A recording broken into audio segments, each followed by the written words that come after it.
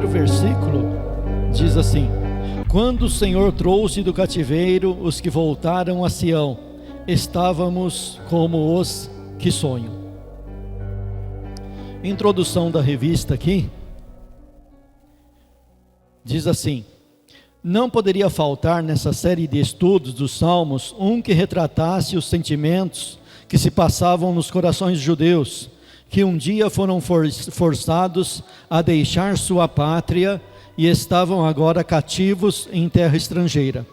Além do Salmo 126, que hoje vamos estudar, também o 137 expressa a angústia dos exilados e o seu amor por Jerusalém. O cativeiro babilônico foi um dos acontecimentos centrais da história do Antigo Testamento, tão fundamental quanto o êxodo ou a conquista da terra. O exílio, que durou 70 anos, marcou de tal forma a vida dos judeus que o retorno foi sempre visto como um grande e surpreendente livramento concedido pelo Senhor. Então aqui vocês veem na introdução que o autor menciona o cativeiro babilônico como um acontecimento central do Antigo Testamento. Por que esse acontecimento requer, assim, da nossa parte, uma análise mais profunda? Porque, na realidade, quando você olha para o povo de Israel, a nação de Israel, o fato da nação de Israel existir como nação, nós temos que concordar que é um milagre de Deus. Porque o normal, ainda mais naquele tempo, o normal, quando uma nação era invadida por outra, era aquela nação perder a identidade. Uma nação invadia a outra, a primeira coisa que acontecia, os líderes eram todos mortos, era de praxe. A família real, no caso de um país que tinha um rei, igual no caso já nessa época do exílio babilônico, aquele país que tinha um rei, a primeira coisa que acontecia, a família real era totalmente extirpada. Isso era um método usado pelos vencedores da época, para quando aquela nação viesse a ganhar forças novamente, primeira coisa, elas não teriam alguém descendente do reinado para estar sendo colocado no lugar. Já era uma maneira assim de abaixar a moral da nação. Já acabava com a moral da nação assim. E depois eles faziam outras coisas. Então a nação perdia a identidade. Se eles não conseguissem eliminar um por um, pelo menos a identidade, a moral e tudo, sabe? Daquela nação, cultura, ensinamento, entendimento, tudo ia para o espaço. Se começava então algo totalmente diferente. Mas quando você olha para Israel, isso não acontece. A primeira coisa interessante no povo de Israel é que os inimigos que venceram o reino de Jerusalém, o reino do sul, eles não exterminaram com a semente real. E por quê? Porque existia uma palavra, uma promessa, que da descendência de Davi ia nascer o Messias. Então a conservação da semente real não é porque a semente real era boazinha, é porque existia uma promessa. Então por aí você começa a ver, a nível de introdução, a importância para nós que estudamos a Bíblia, esse evento chamado cativeiro babilônico. Eu li aqui o primeiro versículo, quando o Senhor trouxe do cativeiro os que voltaram a Sião, primeira parte do versículo. Então aqui o autor da revista, agora, ele vai começar a explicar parte por parte desse salmo.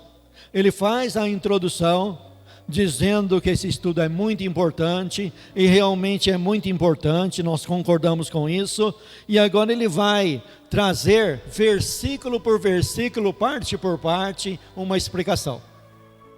E para explicar essa primeira parte, que quando o Senhor trouxe do cativeiro os que voltaram a Sião, ele vai explicar o que é cativeiro. Veja aqui que no tópico 1, por que Israel foi levado ao cativeiro? O que pegou, o que ocasionou o cativeiro do povo de Israel? Por que ele foi levado cativo? E aqui então, o autor da revista vai dar o primeiro ponto, onde ele diz aqui, causas políticas e militares. Durante a caminhada pelo deserto, Israel era um povo forte e temido. Veja aqui que ele vai pegar todo um fundo histórico, toda uma história de mais de 500 anos. Ele vai voltar lá no Êxodo, quando Israel saiu caminhando pelo deserto, e as nações em volta de Israel tremiam de medo. E aquele povo ali, que foi um povo que já teve altos e baixos ali, mas Deus conduziu eles de vitória em vitória, colocando temor e pavor nas nações, e eles foram vencendo reino a reino, batalha a batalha, até formar um reino realmente lá no território de Israel, o território que eles então herdaram da parte de Deus. E ele vai continuar aqui, chegando a Canaã, conquistou militarmente uma vasta região, tomou cidades fortificadas como Jericó, e a seguir dividiu-se em 12 tribos. Então Israel foi um povo que adquiriu uma força militar muito grande, embora essa vitória não viesse deles mesmos. Essa vitória, dentro de um contexto bíblico, essa vitória vai ser acreditada não à espada ou ao arco deles, ou à força deles, mas ao agir de Deus. Foi Deus que fez isso. Foi Deus que realizou isso. Mas eles iam de vitória em vitória, até se fixar na terra. Quando eles então se estabelecem na terra, começa então a acontecer alguns problemas que o autor vai dizer aqui, fixado na terra, veio uma fase de enfraquecimento, não só porque passou a dedicar-se ao pastoreio e à lavoura, mas também porque ficou desunido. Então problemas que tem que surgir, problemas que surgem e que tem que ser administrado, mas eles não administraram bem. Eles agora então se estabeleceram na terra, veio um tempo de bonança, um tempo de paz, e aí veio algo que ele chama aqui desunião. A primeira coisa que aconteceu, que começou a levar aquele povo para a derrota, foi a desunião. A desunião leva a um enfraquecimento, a desunião leva a pessoa que depende um do outro a não se ajudar mais. Então eles começaram a ficar desunidos. Mas como que eles ficaram desunidos? Se você voltar lá no Antigo Testamento, quando Moisés deu a lei para o povo de Israel, a lei foi dada de uma maneira assim, que hoje nós chamamos de logística, bem feita, uma administração bem feita. Deus colocou, olha, a culpa não é de Deus, a culpa é do homem que não soube realizar de acordo com o que Deus tinha orientado. Depois da morte de Josué, eles ficaram sem uma liderança, eles não tiveram mais uma liderança. Mas por que eles não tiveram essa liderança? Não é culpa de Deus. Deus tinha esquematizado tudo de maneira tal que quem ia ser o líder deles eram os sacerdotes junto com os levitas. Você lembra lá no Velho Testamento que existia uma tribo, a tribo de Levi, que não recebeu herança em terra, mas a herança deles era o próprio Deus? Então o que Deus fez? Deus pegou essa tribo de Levi e espalhou eles em várias cidades. O povo de Israel que venceu a guerra teve que dar para o povo, para os levitas, várias cidades. Qual que era a ideia nisso daí? Dentro dessas cidades, em cada tribo ia ter alguém de Levi. Para quê? Para ensinar a lei para o restante da nação de Israel. Para assim, através dos levitas e o sumo sacerdote lá como príncipe central, e tendo Deus acima deles, aí Deus é o rei, os sacerdotes junto com os levitas são os emissários, são os ministros que vão ensinar o povo a andar dentro da lei de Deus. Mas não aconteceu isso. A Bíblia não para explicar se foi negligência dos levitas, ou se eles não souberam colocar a liderança deles em prática, ou se foi o povo que rejeitou a liderança deles. A Bíblia não para explicar isso, mas dá para se entender e chegar no entendimento que eles falharam. A falha não está em Deus, a falha está neles. Então, a primeira dificuldade, desunião. Trazendo para os dias de hoje, nós não vivemos uma desunião? Parece que nós somos inimigos aqui, Presbiteriana Renovada é inimigo da Assembleia de Deus, a Assembleia de Deus é inimigo da Congregação Cristã no Brasil, e vai por aí afora. Nós vivemos dentro de um ringue, brigando uns com os outros, e nessa briga aí, quem perde é o reino de Deus. Quem perdeu nessa briga de desunião? O povo de Israel. Quem perde na desunião? A igreja. Então é a primeira colocação que nós fazemos. Então eles se tornaram desunidos, separado cada tribo em suas áreas. Percebendo que era preciso ter uma autoridade central, foi organizado o reinado. Então você passa pelo livro de Juízes e você vai encontrar lá o ápice da desunião. E o ápice da desunião chega naquele versículo onde o escritor aos juízes dizia assim, olha, e naquele tempo, no tempo dos juízes, não havia rei em Israel, cada um fazia o que era reto aos seus olhos. Cada um fazia o que bem entendia. Sabe o que isso significa? Se com governo é ruim, sem governo é pior. Pensa bem aí no seu banco, na sua cadeira. Vamos supor que a nossa cidade, o nosso país aqui, não tenha mais governo nenhum. Sabe o que acontece? O sujeito fala assim, bom, eu vou entrar lá na casa de fulano de tal e vou tomar aquela casa para mim. E do dia para a noite, você perde a casa. Você não tem direito mais nenhum, porque cada um faz o que bem pensa, o que bem entende, o que bem acha. Eu achei que isso é certo, vou fazer. Se não tiver um governo, se não tiver uma liderança, se Deus não colocar a liderança e destituir a liderança, o mundo vira o caos. E você lê lá Juízes, lá você encontra o povo dessa maneira aí, cada um fazia o que queria. Até que eles chegaram numa conclusão, olha, assim não pode ficar. Se bem que eles entraram por essa conclusão num caminho errado. Se você for ler mesmo Juízes lá, eles entraram por um caminho errado. Mas Deus, pela sua misericórdia, pega lá e coloca as coisas no lugar certo. Então eles levantam o reinado. Levanta o reinado, vem, o primeiro rei é uma desordem total, o segundo rei Davi já é um bom rei e vai levar isso adiante. Ele fala aqui, ao tempo de Davi e Salomão, eram fortes e respeitados pelos vizinhos. Olha só, de repente, eles são colocados em cima de novo. Novamente, eles estão por cima. Novamente, as nações estão respeitando e com medo deles.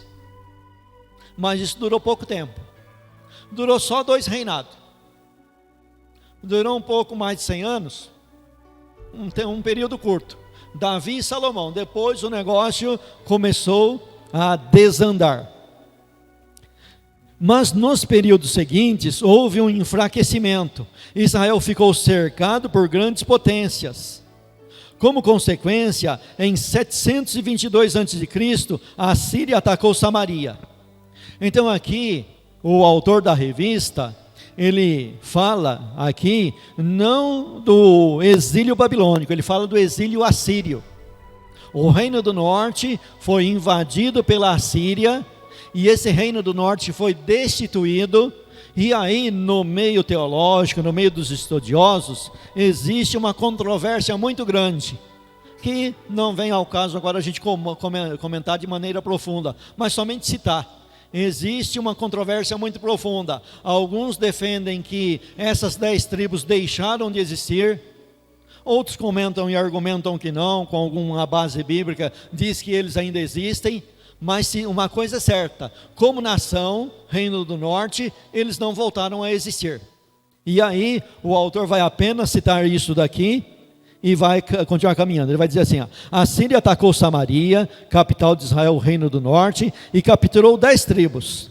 Ao sul, Judá ficou sozinho, com apenas 2 tribos, tendo como capital Jerusalém, porém, sem muita condição de defesa.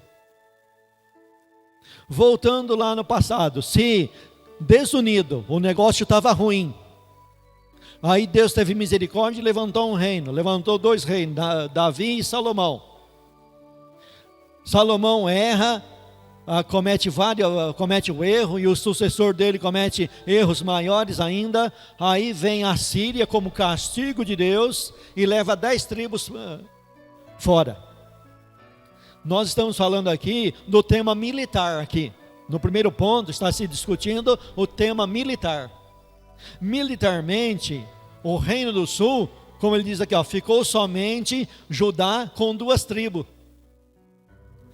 Na verdade, ficou só 2 tribos, porque os levitas não contam. Ficou só 2 tribos. Então, o povo, que já não era grande, ficou menor ainda. Que não tinha tanta força militar assim, ficou menos força ainda. Então nós estamos falando de uma crise militar, aonde o Reino do Sul, com a capital Jerusalém, ficou sem condições de defesa. Nesse tempo, um poderoso império se levanta mais ao sul, os caldeus, que é Nabucodonosor liderando os caldeus, tendo capital Babilônia. Com medo, Judá tenta apoiar-se no Egito, o que foi um pretexto para ser anexado pela Babilônia em 605 a.C. Aqui, o Reino do Sul comete mais um erro. Ao invés deles confiarem em Deus, eles foram confiar no homem. Ao invés de buscar ajuda em Deus, eles buscaram a ajuda no homem. Os profetas falavam assim, olha, não busque ajuda no Egito. Mas foi lá que eles foram buscar. Não resolveu nada, não adiantou nada, porque o problema era pior do que o problema militar, que nós vamos ver lá na frente.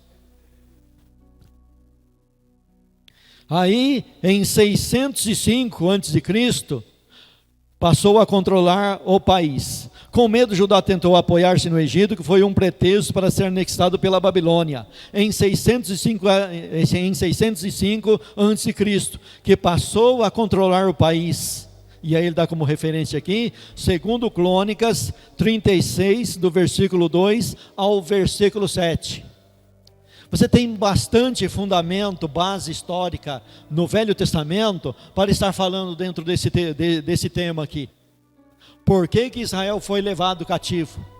Então eles fizeram uma aliança errada, somente deu pretexto para o rei de Babilônia ir lá e dominar eles, porque aconteceu o seguinte, eles confiaram no Egito, buscaram ajuda no Egito, só que o rei de Babilônia foi lá e venceu o Egito. Ué, você arrumou um amigo para te defender, mas o amigo que você arrumou, ele foi o primeiro a perder a guerra. E agora? Se ele perdeu, você também perde. Buscar ajuda em quem não pode te ajudar. Em quem não tem condições de te ajudar. Foi isso que eles fizeram. E aí, em 605, então aconteceu o primeiro ataque da Babilônia contra Jerusalém. Você tem que entender e compreender que esses ataques, eles não foram levados tudo de uma vez. Foi paulatinamente, foi de maneira assim, paulatina. Ele veio a primeira vez, deu uma oportunidade, deixou gente lá governando, os camaradas fizeram por onde ele voltasse, não para parabenizar eles, mas para castigar eles mais ainda, e foi andando assim, foi caminhando dessa maneira. Pouco tempo depois, Nabucodonosor cercou e tomou Jerusalém, incendiou a cidade e levou cativos os líderes. Olha só, na primeira vez ele veio, venceu, impôs um tributo, colocou alguém para estar governando, e esse alguém era da linhagem do rei mesmo, mas os camaradas fizeram por onde isso não valesse nada, fizeram por onde merecesse um castigo maior ainda. Aí ele voltou de novo, e agora ele coloca fogo em tudo. Agora ele traz uma destruição. Agora ele entra no templo e leva os utensílios sagrados, de ouro, prata, cobre, os tesouros. Ele incendeia, coloca fogo em Jerusalém inteira, mata mais gente ainda e leva mais gente cativo ainda. E aí ele fala assim, ó, ficam na Babilônia durante pouco tempo depois. Nabucodonosor cercou e tomou Jerusalém, incendiou a cidade e levou cativos os líderes, os homens mais fortes e os mais capazes. Ficam na Babilônia durante 70 anos. Muitos jamais voltaram, ou porque morreram, ou porque se adaptaram ao novo país. Mas a maioria clamava pelo retorno, e Deus concedeu isso. Eles nem pareciam acreditar que voltariam, mas voltaram e reconstruíram Jerusalém. Então nós estamos vendo aqui o motivo então militar, por que eles foram levados cativos. Agora no subtópico 2 aí do tópico 1, diz assim: as causas espirituais. Então existem dois problemas profundos aqui. Primeiro militar, e agora vamos falar do espiritual. Israel foi o povo escolhido por Deus para, através dele, revelar-se ao mundo. Escolhido, eleição, eleito de Deus. Isso é uma doutrina que é defendida de ponta a ponta nas Escrituras. É uma doutrina fundamental dentro das Escrituras. Eleito de Deus. E para Israel foi falado: olha Israel, quem é como tu? Quem é como você? Nação única na terra, que Deus escolheu de entre todas as terras, para vocês serem meus, e não só isso, eu ser de vocês. É um casamento, é um matrimônio, é um contrato, é uma aliança. E isso daí encheu eles de orgulho. Encheu de um orgulho tal que se tornou o maior pecado deles. Porque na realidade eles olharam para o privilégio e não olharam para a responsabilidade. Em toda aliança tem o privilégio e tem as responsabilidades. Presta atenção que aqui nós vamos falar das causas espirituais. As causas militares não eram o maior problema, era um problema. Mas era um problema fácil de resolver. Mas o problema espiritual não. Esse acarreta e enfraquece o lado militar. Qual a aplicação que nós podemos fazer hoje? A igreja fala muito em batalha espiritual. Batalha espiritual, armas para combater a batalha espiritual.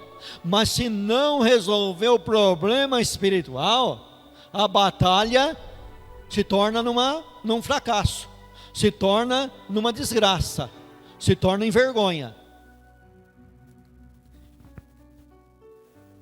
Então ele vai dizer aqui: deveriam ser gratos.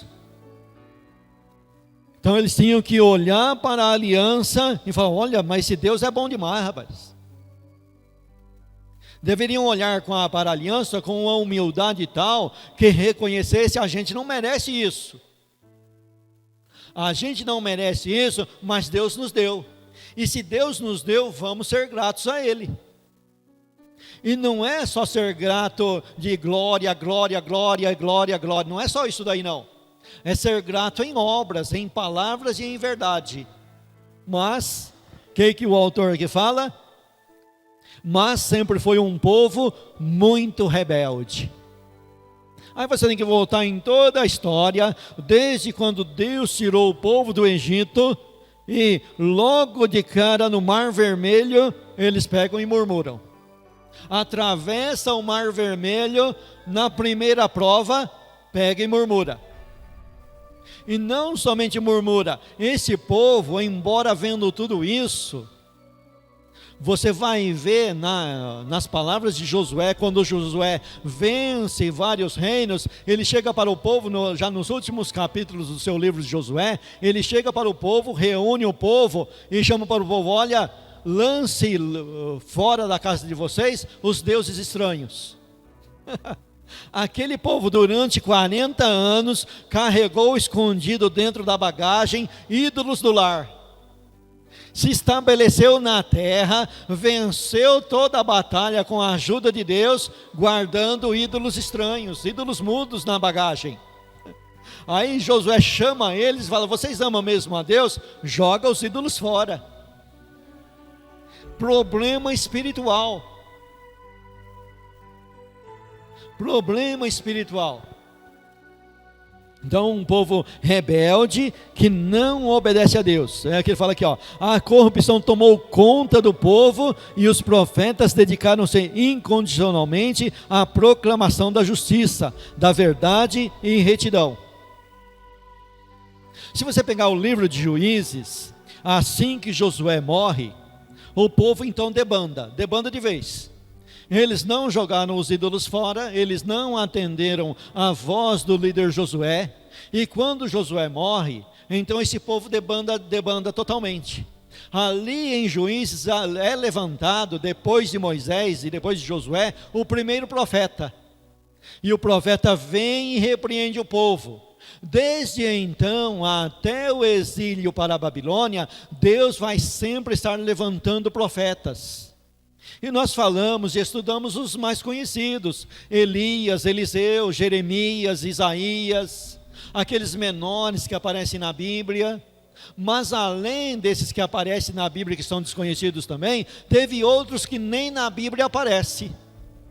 E Deus nunca deixou de levantar profetas durante esse período. Então nós temos um período com a lei de Moisés, e agora começa então o período profético, o período dos profetas. E qual que era o objetivo dos profetas? Fazer com que o povo de Israel não fosse para o exílio.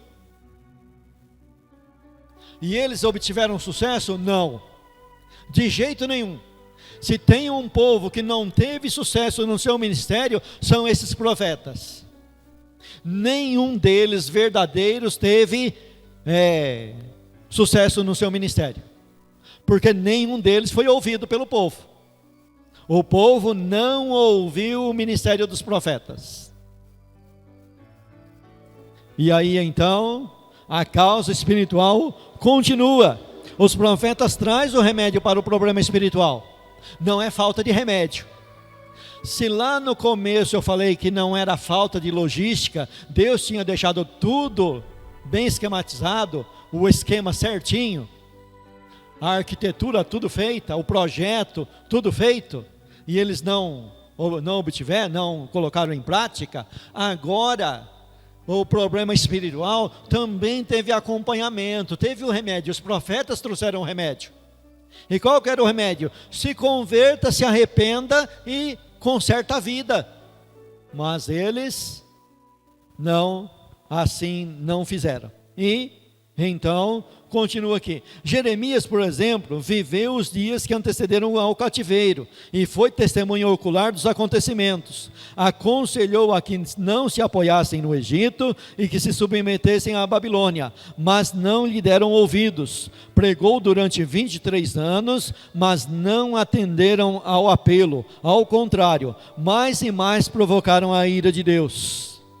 Jeremias 25, do 3 ao 6, onde ele fala abertamente que ele pregou. Não somente ele pregou, mas Deus enviou desde madrugada. Madrugava falando, pregando, anunciando, mas o povo não deu ouvidos, e por causa disso o povo foi levado ao cativeiro. Então aqui está a explicação da primeira parte do versículo 1 do Salmo 126, quando o Senhor trouxe do cativeiro os que voltaram ao Sião. Aqui ele está explicando por que o povo foi levado ao cativeiro. E agora então nós vamos entrar nas outras partes do Salmo 126. Ele diz assim, ó: quando o Senhor trouxe do cativeiro os que voltaram a Sião, estávamos como os que sonham. Parte 2, a agradável notícia da libertação. Então aqui na nossa introdução, no nosso primeiro tópico, nós vimos que o povo foi levado cativo e ficaram em cativeiro durante 70 anos. Quem que profetizou que eles iam ficar 70 anos? O profeta Jeremias. Ele falou abertamente, 70 anos. No final de 70 anos, Deus vai visitar vocês. Deus vai lá e vai visitar vocês. Então durante 70 anos eles ficaram cativos, e agora então veio a notícia. Você sabe o que significa evangelho? A tradução da palavra evangelho, escola dominical, quem participa da escola dominical sabe isso daí, decor salteado. Significado de evangelho: boa notícia, uma nova notícia, uma boa notícia, uma nova notícia, a notícia do evangelho. E aqui então eles tiveram um evangelho, uma agradável notícia. O interessante, quando se fala em evangelho, você tem que falar de uma notícia que ninguém merece, mas Deus manda essa notícia. Ninguém merece o evangelho, mas Deus manda o evangelho. O povo de Israel não merecia voltar do cativeiro, o que eles mereciam era ser exterminado como nação. Mas como Deus deixa claro no Velho Testamento, eu faço não por causa de vocês, mas por amor ao meu nome. Isso daí fere o nosso orgulho, viu?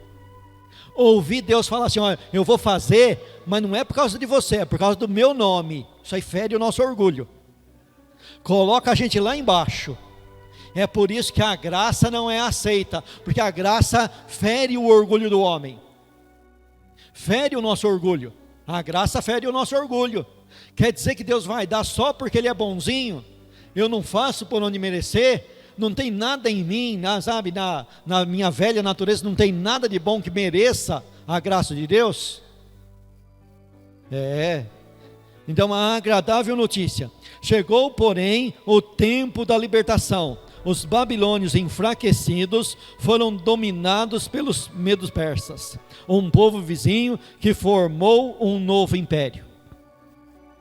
Primeira coisa aqui que se ensina aqui nesse tópico aqui, ó: o inimigo não dura para sempre.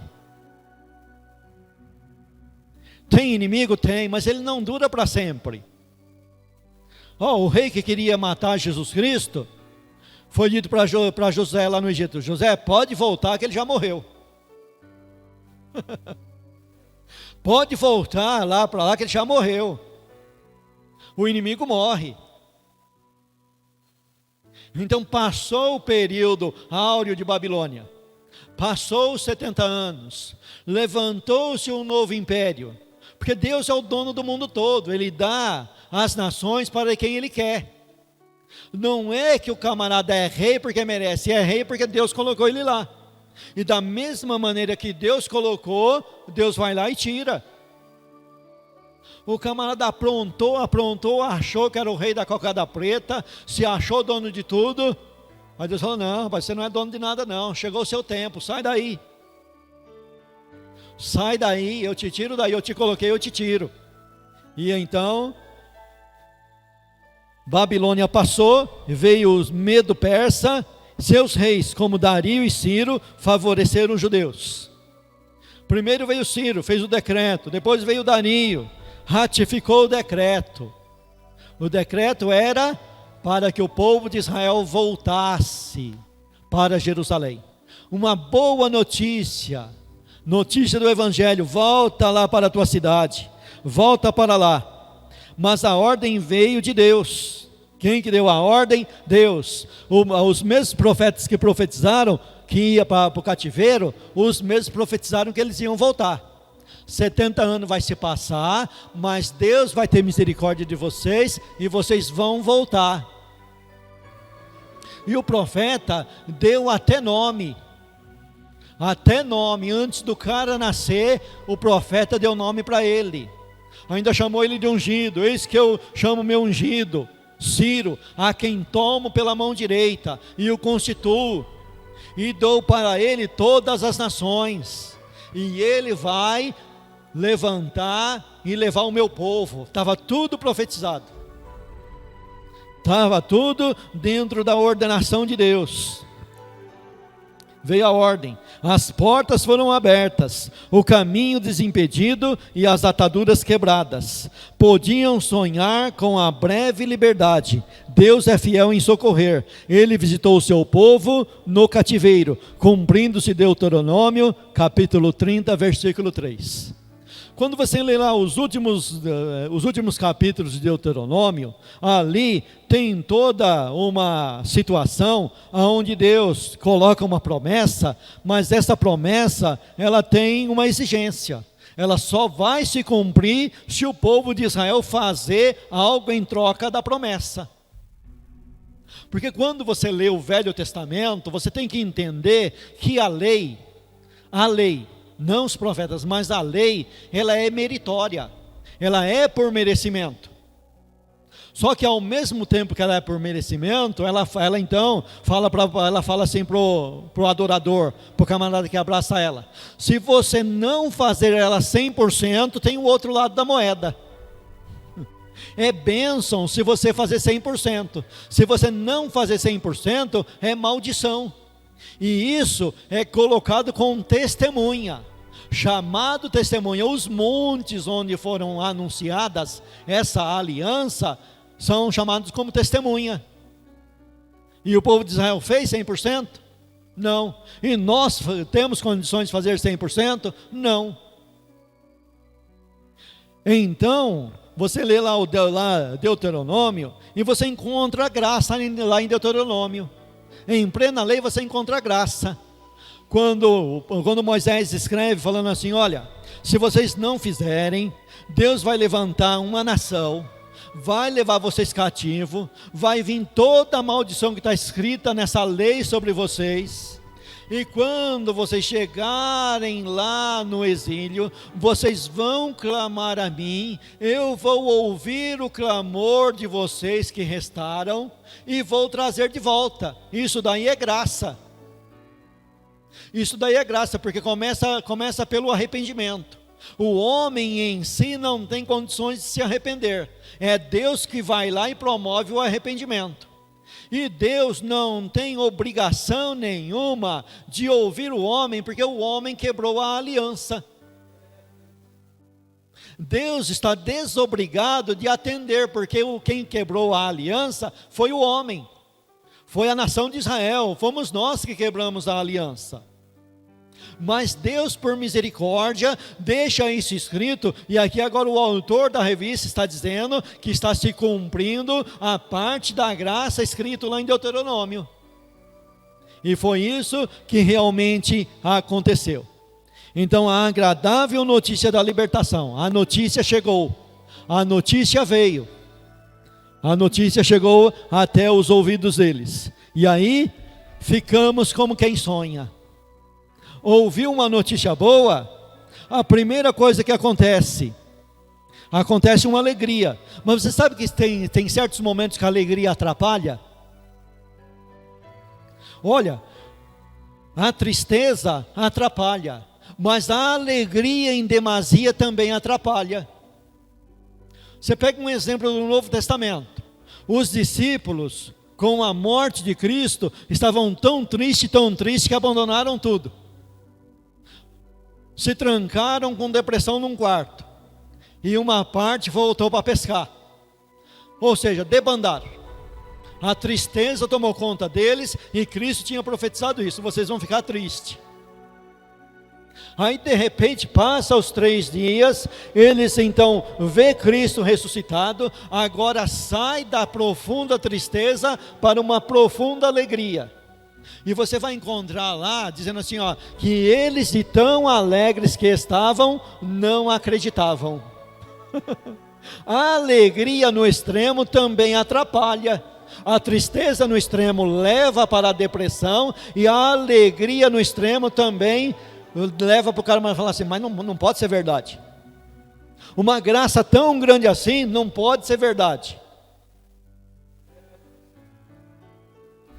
E aí precisa então de se trabalhar com esses sentimentos, colocar o sentimento no lugar certo, nem de mais e nem de menos. Tem que haver uma dosagem, tem que haver um controle, e esse controle vai acontecer no decorrer da caminhada.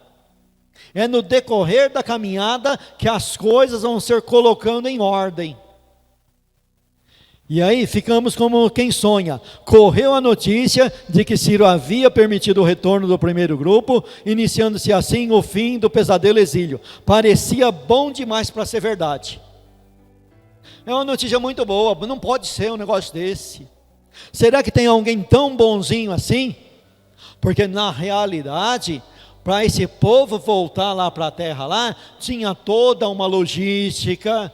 Não era assim, alguém tinha que pagar para o rei, tinha que entrar um dinheiro no tesouro do rei, escravo não era libertado sem um pagamento, e Ciro dá o edito sem pagamento nenhum, não houve nenhum pagamento, ninguém comprou aquele povo, ninguém levou um tesouro para eles, eles também não pegaram em armas, porque não tinham condições para se defender.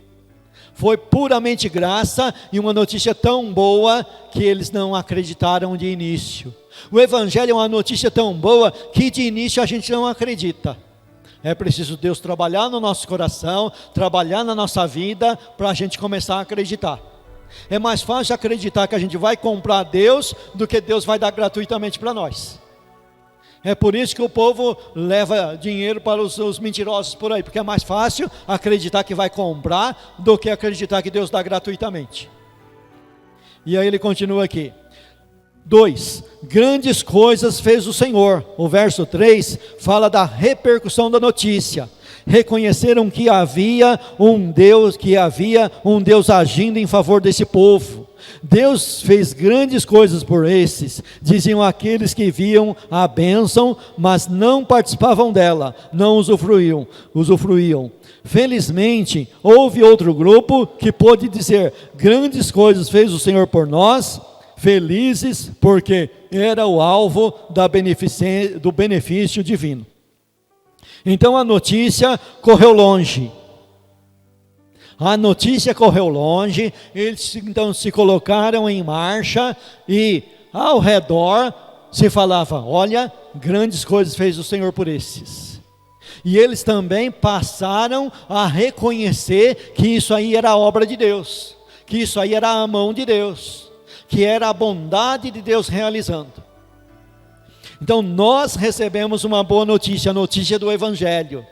E nós devemos sempre ter um coração grato, que essa notícia do Evangelho chegou até nós não merecemos, mas está no nosso meio. E deve ser verdade no nosso meio, de maneira tal que saia para fora das 4 paredes e todos vejam que o Senhor está no nosso meio. Serve de testemunho. Aquilo que Deus faz no nosso meio serve de testemunho para os que estão fora. Ponto 3. A efetiva libertação. 2 ilustrações mostram a confiança na libertação que o Senhor estava operando.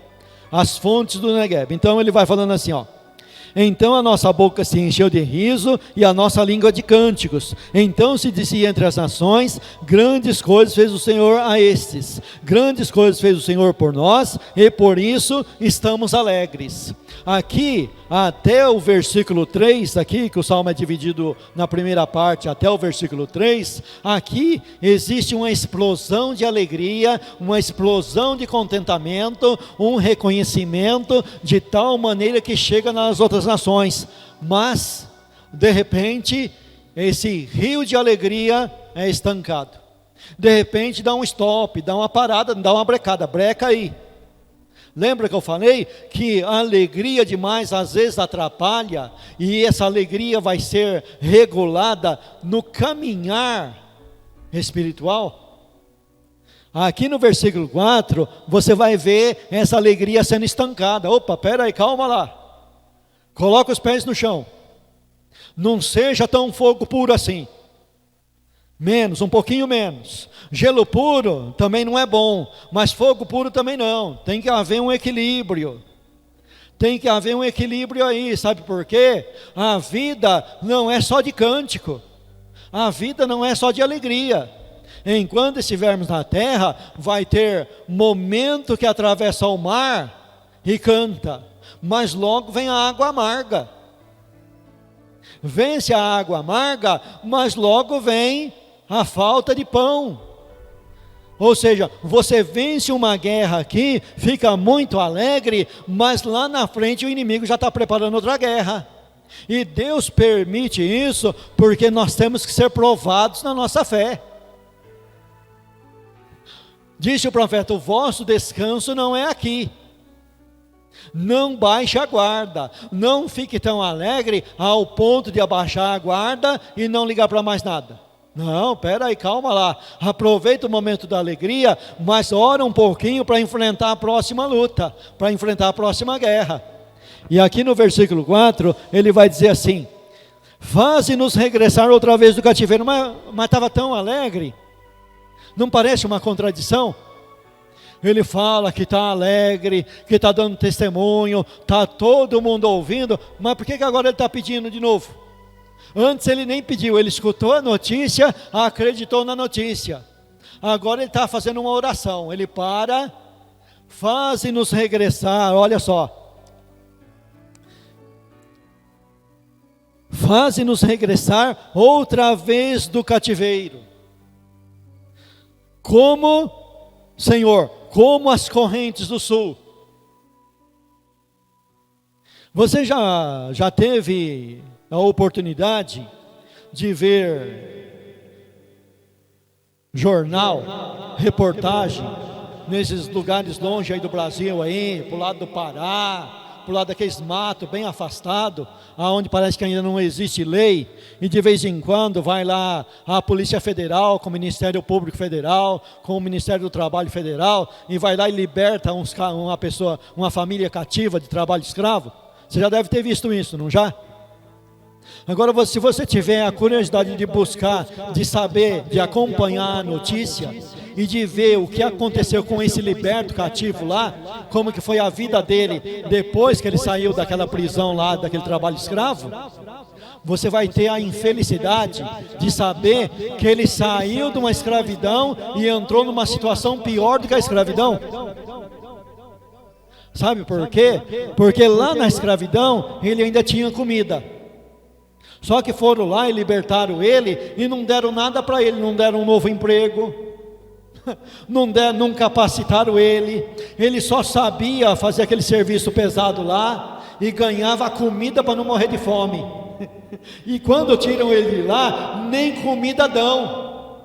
Aí ele olha e fala: olha, é melhor voltar lá para onde eu estava. Não foi isso que aconteceu com o povo de Israel. Deus deu tudo até o maná. Até o maná. Então você tem que ver que aqui tem que colocar um stop na alegria exagerada e falar: pera aí, calma lá. Sabe o que o autor está fazendo aqui? Ele está pedindo prosperidade, como correntes do sul, Negueb. O que é o Negueb? O Negueb é uma região que quando no período que não tem chuva, tudo fica seco, fica tudo morto, tudo sem nada. Mas quando vem o período da chuva, então vem aquelas correntes de água, aonde tinha o rio volta ao rio, e aonde esse rio volta passando, vai tudo nascendo de novo. É um milagre, tudo brota de novo. Aqui o profeta olha para a situação, porque na realidade eles estão saindo de um país estruturado e indo para um país destruído. E lá eles vão precisar de recurso, eles vão precisar de muita garra e muito trabalho. Olha, vai ser muito trabalho, eles precisam de prosperidade. E aí ele vai continuar dizendo aqui, versículo então de número 4 e agora de número 5. Os que semeiam em lágrimas cegarão com alegria. Veja aqui que tem lágrimas e tem alegria. É as duas coisas, tristeza e alegria, na mesma pessoa, no mesmo âmbito, que vai ter que ser trabalhado, colocado no devido lugar, ser enfrentado, saber lidar com essa e com aquela. Paulo disse assim, olha, eu sei ter abundância e sei passar necessidade. Eu sei ter algo e sei também não ter. Eu sei ter alegria e sei ter tristeza. Eu sei ter vitória e sei ter derrota. Em tudo estou instruído e tudo posso naquele que me fortalece. A vida espiritual não é somente altos, também tem baixos. Não é somente vitória, também tem derrota. Não é somente alegria, também tem tristeza. E aqui agora ele larga a comparação do Negueb e entra numa comparação mais complicada, que é a comparação do lavrador. Lavrar uma terra não é brincadeira não. É algo árduo, é algo difícil. Trabalhar de sol a sol, levantar de manhã, tomar um banho de orvalho, ir para a roça, puxar a enxada o dia inteiro, suar o sol quente na cabeça, até de noite, voltar cansado para casa, durante mais ou menos 6 meses, depender de chuva, depender da chuva cair no momento certo, na hora certa, mas quando ele vê tudo verdinho, tudo bonito, tudo, aí ele diz, valeu a pena, valeu a pena, valeu a pena. E aí ele vai dizer assim, aquele que leva a preciosa semente, andando e chorando, voltará sem dúvida com alegria, trazendo consigo os seus molhos. Então, agora o lavrador foi com tristeza, trabalho árduo, trabalho difícil, mas fez a colheita e voltou com alegria. Nós vamos chegar em Sião com alegria. Nós vamos entrar no céu com alegria. Valeu a pena, valeu a pena, valeu a pena lutar, trabalhar. Parece que não tinha resultado, parece que não dava resultado, mas dá resultado sim. Dá resultado. Eu e você estamos aqui, nós estamos aqui. Vamos entrar no céu com alegria, com cânticos de alegria. Aí nunca mais tristeza, aí nunca mais choro, aí nunca mais dor, aí nunca mais doença, aí nunca mais ataque do adversário, aí nunca mais armadilha. Nós vamos entrar no céu com alegria. E o salmo termina dessa maneira. O salmo termina assim, amém? Eu agradeço a oportunidade e amém.